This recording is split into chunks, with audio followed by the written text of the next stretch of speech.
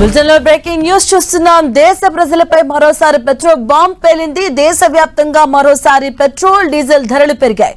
Litre petrol పై 94 పైసలు, అలాగే diesel పై 96 పైసలు పెంచుతూ నిర్ణయం తీసుకున్నారు. ఈ పెంచిన రేట్లు నేటి నుంచి అమల్లోకి రాబోతున్నాయి. ఈ నెలలో మూడోసారి చమురు ధరలు పెంచడంతో వాహనదారులు తీవ్రంగా ఇబ్బందులు పడుతున్నారు.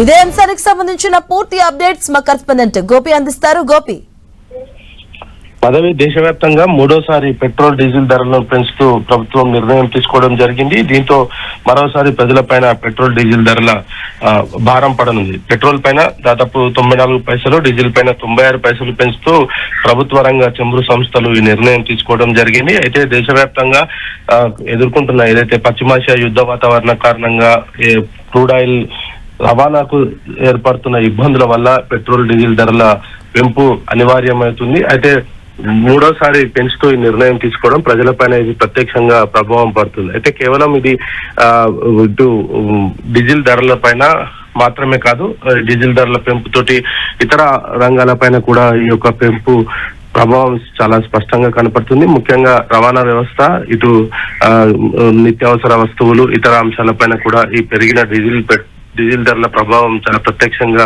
ఉండే అవకాశాలు ఉన్నాయి. మరి ప్రస్తుతం ఉన్న పరిస్థితుల్లో పెంచక తప్పట్లేదు అనేది మాత్రం ప్రభుత్వం చెప్తుంది.